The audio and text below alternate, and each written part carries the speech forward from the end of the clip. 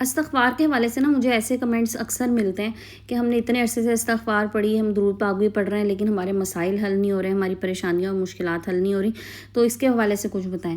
تو میں نے سوچا آج کی ویڈیو نا میں اسی بارے میں بناتی ہوں کہ ایسی کون سی غلطیاں ہیں جو ہم استغفار پڑھتے ہوئے بھی کر جاتے ہیں، جس کی وجہ سے ہمیں ایسا لگتا ہے کہ ہماری دعائیں جو ہیں نا وہ قبول نہیں ہو رہی، ہمارے بگڑے ہوئے کام نہیں سنور رہے، ہمارے کام سیدھے نہیں ہو رہے۔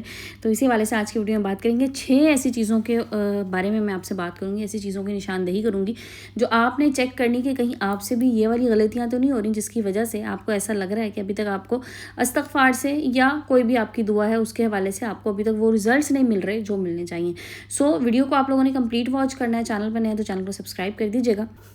السلام علیکم and welcome back to my YouTube channel. I hope کہ آپ سب خیریت سے ہوں گے۔ الحمدللہ میں بھی بالکل ٹھیک ہوں۔ اچھا، ایک چیز میں آپ کو بتاؤں، استغفار نا ایک بہت پاورفل عمل ہے۔ دیکھیں، اللہ تعالیٰ کو نا انسان کا توبہ کرنا بہت پسند ہے، اور یہ بات تو آپ سب لوگوں کو پتہ ہو کہ جوانی میں جو توبہ آتی ہے نا وہ اللہ تعالیٰ کو بہت پسند ہے۔ اللہ تعالیٰ سے استغفار کیجئے، بے تحاشا استغفار کیجئے۔ ہمارے گناہ لاتعداد ہیں تو ہماری استغفار بھی لاتعداد ہونی چاہیے، لیکن دل سے استغفار کیجئے۔ اللہ تعالیٰ جب آپ کے استغفار قبول کرتا ہے نا تو پھر آپ یہ دیکھیے کہ آپ کی زندگی میں کتنی تبدیلیاں آنا شروع ہو جاتی ہیں۔ آپ کو مال، اولاد، پیسہ، رزق، سکون، خوشی، سب کچھ ملنا شروع ہو جاتا ہے۔ الغرض آپ دنیا میں جو چیز چاہ رہے ہوتے ہیں نا آپ کو سب کچھ ملتا ہے۔ اور سب سے بڑی بات، جب اللہ تعالیٰ آپ کے توبہ کو قبول کرتا ہے، آپ کے گناہوں کو معاف کرتا ہے، تو پھر آپ کو دنیا کیا آپ کی آخرت بھی سنور جاتی ہے۔ استغفار کیجئے، بے تحاشا استغفار کیجئے، جتنا کر سکتے ہیں کیجئے، لیکن دل سے کیجئے۔ اچھا، میں نے بات کی تھی آپ لوگوں سے 5 غلطیاں آپ لوگوں کے ساتھ میں شیئر کروں گی جو ہم کر جاتے ہیں استغفار کرتے ہوئے۔ ہمیں ایسا لگتا ہے کہ استغفار ہماری قبول نہیں ہو رہی یا ہمارے مسائل حل نہیں ہو رہے۔ ایک چیز تو سب سے پہلے میں بتاؤں، دیکھیں دعا کی قبولیت کا نا ایک ٹائم ہے، اللہ تعالیٰ کی طرف سے قبولیت کا وقت مقرر ہے۔ ہم انسان نا جلد بازی کرتے ہیں، ہم یہ سمجھتے ہیں کہ جو ہم مانگ رہے ہیں وہ ہمیں آج ہی مل جائے، حالانکہ ہمیں نہیں پتہ ہوتا کہ اگر ہمیں آج مل جائے تو اس میں وہ بہتری نہیں ہے، کیونکہ بہتری اللہ تعالیٰ کی ذات جانتی ہے۔ جب بھی اللہ تعالیٰ سے کوئی چیز مانگیں، کوئی بھی دعا کریں، تو اللہ تعالیٰ سے یہ بات ضرور کریں کہ اللہ تعالیٰ اگر یہ میرے لیے بہتر ہے تو پھر یہ مجھے عطا کر۔ بعض دفعہ نا چیزیں ہمیں مل جاتی ہیں لیکن ہمیں پتہ لگ جاتا ہے کہ چیز ہمیں مل تو گئی ہے لیکن یہ تو ہمارے لیے اچھی نہیں تھی، اور وہ بات یہی ہے کہ ہم جلد بازی میں ہر چیز کے پیچھے بھاگنا شروع ہو جاتے ہیں۔ اللہ تعالیٰ سے ہر چیز بہتری کے ساتھ۔ اچھا جناب، پہلی غلطی جو ہم کرتے ہیں وہ ہے بے دھیانی میں پڑھنا۔ دیکھیں، بے دھیانی میں پڑھنا کیا ہوتا ہے کہ زبان سے تو آپ کے الفاظ ادا ہو رہے ہیں لیکن دل آپ کا غافل ہے، اور جب دل غافل ہوتا ہے نا تو زبان سے الفاظ صرف آوازیں بن جاتے ہیں، پھر ان میں کوئی، میں آپ کو بتاؤں، جب آپ کا دل کرتا ہے نا، جب آپ دل سے کوئی چیز پڑھ رہے ہوتے ہیں تو آپ کو الگ سے سکون آنا شروع ہو جاتا ہے۔ اس لیے کوشش کریں کہ جب بھی استغفار پڑھیں، کوئی بھی دعا کریں، کوئی بھی چیز کریں، بالکل دل سے کریں، بے دھیانی میں نہ کریں کہ بس ہاں ٹھیک ہے فلاں نے بتا دیا تھا میں پڑھ لیتا ہوں تو شاید مجھے اس سے کوئی فرق پڑ جائے، چلو جی میں بیٹھا بس پڑھ رہا ہوں، استغفر اللہ، سامنے ٹی وی چل رہا ہے، ایک ڈرامہ چل رہا ہے، ایک مووی چل رہی ہے، ایک نیٹ فلکس کا سیزن چل رہا ہے اور میں وہ بھی دیکھ رہا ہوں اور ہاتھ میں میرے تسبیح ہے اور میں نے پڑھنا شروع کر دیا، کوئی فائدہ نہیں ہے، کیونکہ آپ کا دھیان ہی نہیں ہے، آپ بے دھیانی میں پڑھ رہے ہیں، آپ کا سارا دھیان سامنے والی چیز پہ، آپ کا سارا دھیان دوسرے کام پہ۔ یکسوئی کے ساتھ، دھیان کے ساتھ پڑھیں گے نا تو تبھی آپ کو زیادہ سے زیادہ فائدہ حاصل ہو سکے گا۔ اچھا، اب چلتے ہیں جی اگلے پوائنٹ کی طرف۔ یہ بڑا امپورٹنٹ پوائنٹ ہے۔ دیکھیں، استغفار کا مطلب کیا ہے؟ اللہ تعالیٰ سے اپنے گناہوں کی معافی مانگنا، اللہ تعالیٰ سے کہنا کہ اللہ مجھے معاف کر دے، میں گناہ گار ہوں، مجھے معاف کر دے۔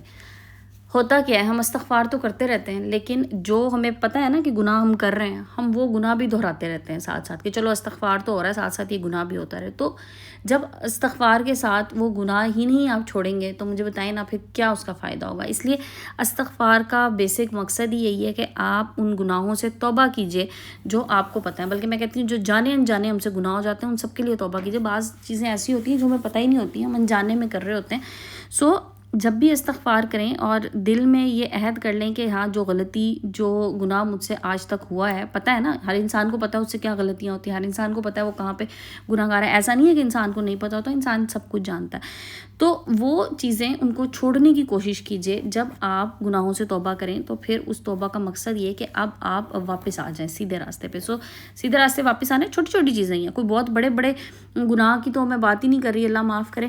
ہم انسان تو چھوٹے سے لے کے بڑے گناہ تک کرتے ہیں، اور زیادہ مسئلہ یہ ہے کہ ہم چھوٹے گناہوں کو تو سمجھتے ہی نہیں ہے کہ یہ گناہ ہے۔ تو چھوٹے چھوٹے اپنے جو غلطیاں ہیں، جو آپ سے کوتاہیاں ہو گئی ہیں، ان کو نظر میں رکھیے اور کوشش کریں کہ اب یہ دوبارہ نہ دہرائیں اور اللہ تعالیٰ سے معافی مانگیں۔ بے شک ہم سب اللہ کے محتاج ہیں، ہم اللہ تعالیٰ کی معافی کے طلبگار ہیں۔ اللہ تعالیٰ مجھ سمیت ہم سب کے جو چھوٹے بڑے جانے انجانے ہم سے گناہ ہو گئے ان سب کو معاف فرمائے، آمین یا رب العالمین۔ چلتے ہیں جناب اگلے پوائنٹ کی طرف۔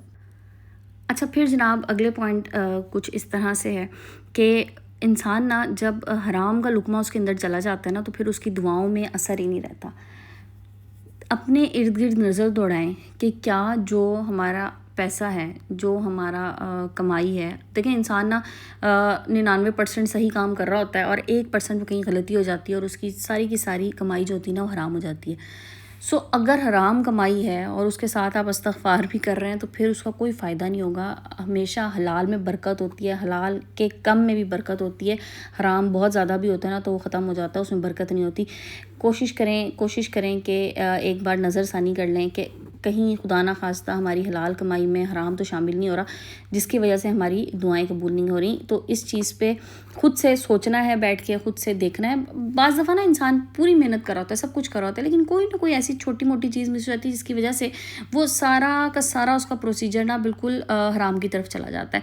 تو اگر حرام کمائی آ رہی ہے، گھر میں آ رہی ہے، کسی بھی سورس سے آ رہی ہے، سود آ رہا ہے گھر میں، لیکن سود جو ہے نا وہ حرام ہے. ہمیں بعض دفعہ نہیں پتہ ہوتا، ہم سمجھتے ہیں کہ نہیں چلو ٹھیک ہے یہ تو نارملی اس وقت ساری دنیا ایسے چل رہی ہے، ہم بھی چل رہے ہیں، لیکن سود حرام ہے. اور جب اس میں آپ کی حلال میں وہ ذرا سا بھی سود شامل ہو گیا نا، اس نے آپ کی ساری، جیسے کہتے ہیں نا ایک مچھلی پورے تالاب کو گندا کر دیتی ہے، بالکل ایسی بات ہے. سو تب بھی آپ کو لگے گا کہ آپ کے استغفار میں اثر نہیں ہو رہا. اگلا پوائنٹ بڑا امپورٹنٹ پوائنٹ ہے. دیکھیں اپنے دلوں کو صاف کر لیجئے. دل صاف ہوں گے نا تو پھر نیتیں صاف ہوں گی، نیتیں صاف ہوں گی تو اللہ تعالیٰ نیتوں پہ مراد دے گا. لوگ اس وقت ہم جس معاشرے میں ہیں نا، اس میں حسد، بغض، کینہ بہت زیادہ ہے. دل سے کوئی بندہ اگر مخلص نہیں ہے نا دوسرے کے ساتھ، وہ منافقت کر رہا ہے، یقین کریں اس کا بھی استغفار قبول نہیں ہوگا.